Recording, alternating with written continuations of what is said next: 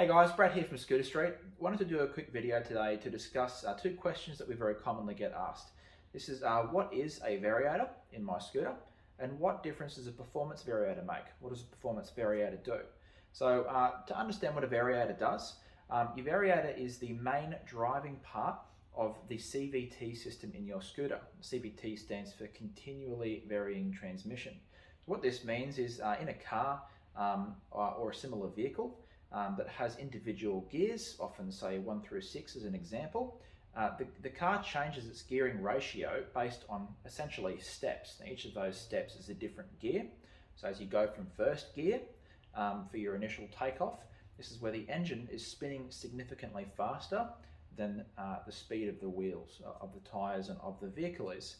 And this gives you that initial acceleration, as at that point where there's not really any momentum of the vehicle, the engine needs to spin faster to be able to handle that initial load, as the weight of the vehicle and of the drivetrain and the gearing is essentially loaded onto the engine to get the vehicle to move. As you transition through your gears, that gearing ratio changes so that the speed of the wheels or of the vehicle is at a more similar speed to the speed of the engine. In most manual modern vehicles, fourth gear is usually a 1-to-1 ratio, or at least classically it has been, where the engine is spinning at the same speed as, or at least in the gearing, in the gearbox, it's a 1-to-1 ratio, and that's why often fifth and sixth gears are referred to as an overdrive.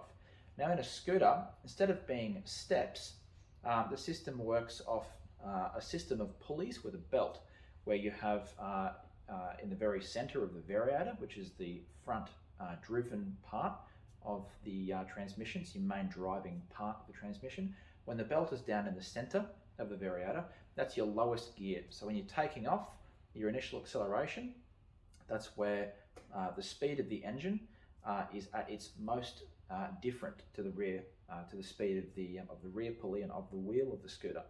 And then as you transition through the gears, with the CVT system, instead of happening in steps, this happens gradually over a spectrum of gears up to its highest gearing ratio. This is where the belt at the front pulley is on the very top, or on the very outer face of the variator. This is where you get your top speed. So in a scooter, obviously this happens smoothly over time rather than happening in steps. So with the performance variator, what happens is the performance manufacturers take the factory scooter, they take each scooter individually, because every scooter, while it uses the same basic system, has different specific sizes, as the variator actually sits on the crankshaft on the front part of the engine. But crankshafts are different. Different scooters use different belts and different, essentially, dimensions of that system. So the performance manufacturers come along, they assess the factory variator and the factory system, and they essentially look at areas that they can improve. So with a performance variator, unlike many other parts of a scooter, between makes and models, performance variator and certainly different types of performance variators will do different things. It's not a set rule, like for instance bolting a performance exhaust on a two-stroke scooter is pretty much going to have the same effect no matter what make and model you have. As opposed to a performance variator, on one model it may increase the top speed by say 10 kilometers per hour. On another model it doesn't. On one model it may just smooth the acceleration out, and on another model it may give you significantly more acceleration. It essentially depends on how well the manufacturer of the bike has done in designing that initial system, and that essentially gives the performance manufacturer the limits of what they're able to increase and improve on, and they go ahead and do that. Now we do this in a couple of ways. I have a performance variator here, which we'll go through a little more in depth in a moment, but this particular variator is for a Piaggio 50cc two-stroke model. This is like a Piaggio Zip, Piaggio Typhoon, as well as all the Aprilia, SR50R, SRMT, Sport City 1, Mojito, pretty much anything under that Piaggio umbrella, which includes Vespa and Aprilia, which is a 50cc two-stroke. So this variator fits that bike. It's a very common bike, which is why we have one on hand. So there's a couple of ways the performance manufacturers will attempt to achieve a better overall outcome of variation. Now, when I speak about variation, what I'm referring to is the transition and the efficiency at which the variator forces the belt up and down the variator. Now, obviously, the rear pulley is a slightly different system. It's not a driven system. It essentially reacts to what the variator is doing. Now, the performance manufacturers do a couple of things. This is the central bush or the shaft, variator shaft. They can fiddle with dimensions of the shaft. Sometimes they may make the shaft slightly shorter, but then they'll put a washer at the back of the variator, which you need to install with it. This is why the instructions are very important when you're installing a variator. But they may shorten the shaft and put a washer at the back just to change the geometry of it a little bit. The other things they may change with the geometry is they may slightly adjust the angle of the face or enlarge the diameter of the face. And this also changes the way that the variator functions. The other very big difference that they often will make, if we remove the ramp plate, so inside the variator, the way that this functions, and we'll go into this more in depth in a moment, is this is called the variator basket. This is the essentially the major part of the variator. So inside this basket, there's a number of ramps, 6 of them actually, and on some of the large capacity scooters, there can be up to 8. Particularly on the Piaggio 500cc models, there's 8. But on this, on all variators, inside this basket, there's a number of ramps.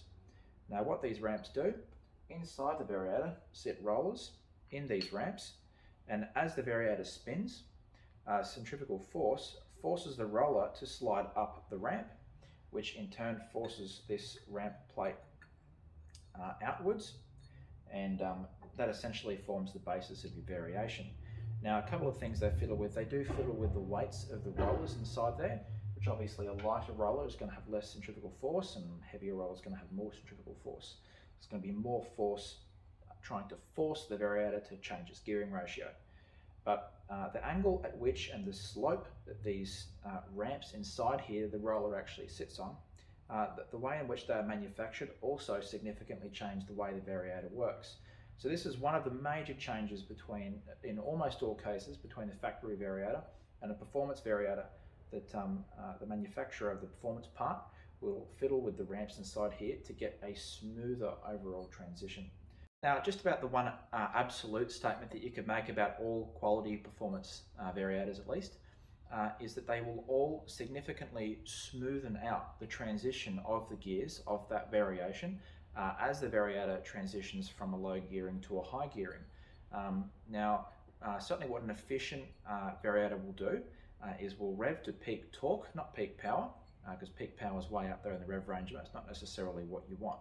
It will rev to peak torque, and it will stay there as the speed of the scooter increases, giving you your maximum pulling, your maximum acceleration that the engine will allow. This is a significantly more efficient way for a transmission to work as opposed to individual gears, which are stepped. As the gear changes, the revs of the engine lower below peak torque, up to peak torque, and then shift, and then we're back down below peak torque. And so essentially the engine revs are constantly changing around the gearing. Where a much more efficient way for a transmission to work is for the transmission to shift around the gears of the engine. So the engine's always working at peak efficiency, and the transmission is essentially staying at that level, accessing the most power and torque it can from the engine and adjusting around that. With a 50cc scooter in particular, and certainly most scooters in general, because you're working with a relatively limited amount of power, the better that you can access the power that you've got, there's certainly a really large advantage in doing that, because you're working with that limited amount of power from the get-go. This is why Performance Variator makes a really big difference, and it's certainly something that we recommend. Another big advantage of a Performance Variator is from a tuning perspective, and certainly if you're inexperienced, a Performance Variator is literally a bolt-on part, and they're made like this from the manufacturer. In the weight of the rollers and the way that the variator is set up from the factory is designed to bolt onto an otherwise totally factory scooter. And because a performance variator doesn't change anything to do with the combustion element of the engine, it means that there's no requirement for jet changes, or fueling or any other part of the combustion part of the engine. It's designed to work with a totally factory scooter. Now, if you have a scooter that has otherwise some performance parts installed, you're probably already familiar with the idea of having to tune the transmission to suit these parts. And it's no different with the performance variator. Say your scooter has, you have a 50cc two-stroke scooter, you've got a performance exhaust and a cylinder kit installed, you've probably already had to lighten your rollers to allow the engine to rev a bit more. And exactly the same is true for a performance variator, which is why we say if you have other tuning parts on your scooter, you need to take note when you order a performance variator of what the size of the rollers that comes in the variator is. Now, with a variator such as the Piaggio variator, the size of the rollers that this engine comes with from the factory in the factory variator is 19 by 15.5, which is pretty big for a 50cc scooter. Now, the performance manufacturers, obviously a larger roller is going to be tougher, it's harder wearing, and so the performance manufacturers usually, with many scooters with a smaller size roller, will upgrade to a larger size. Because the Piaggio engine already uses a fairly large size roller, virtually all that I know of, performance variators, you still use that same factory size as unchanged. Now, if you have, say, for instance, a Yamaha scooter like an Aerox or a Jog, the factory size roller is a 15 by 12, which is a very, very small roller. Now, the majority of the performance parts manufacturers, say for instance, if I was to use Molossi as an example, they make a number of variators in their range. At the bottom of the range variator, just the Multivar 2000, uses a slightly larger size of 16 by 13.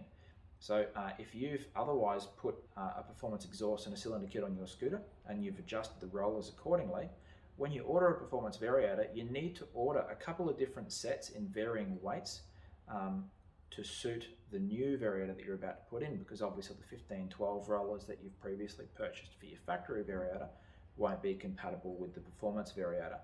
And the same is true when you go up in the range. If you're with the same bike, a Yamaha Minarelli engine, if you were to order the MHR Team variator, that variator goes up again and uses actually the same size rollers as a Piaggio, the 19 by 15.5, which is pretty much the preferential size to use for most 50cc scooters. So what I'm getting at is you need to, when you're ordering a performance variator, if you don't have an otherwise totally factory scooter, you need to take note of the size of the rollers that come in that variator kit, because in some models they're often changed. And the same is true with larger capacity scooters as well, often the performance manufacturer will fiddle with the size of the rollers a little bit. If you have a totally factory scooter, just to reiterate, your scooter is totally otherwise factory, the performance variator is designed to literally bolt in without any other tuning modifications having taken place to get it to work properly. Bolt in, off you go. Some of the Molossi variators actually, in fact, will come with a couple of sets of different rollers, because a lot of the time the same engine will be used between multiple models of scooter, but say one scooter might be a little bit heavier than another, so the performance manufacturer will provide two different weight sets of rollers, with a lighter set being designed to use in a heavier bike that shares the same engine as another lighter scooter. Another reason why it's really important to read the instructions before you install the variator.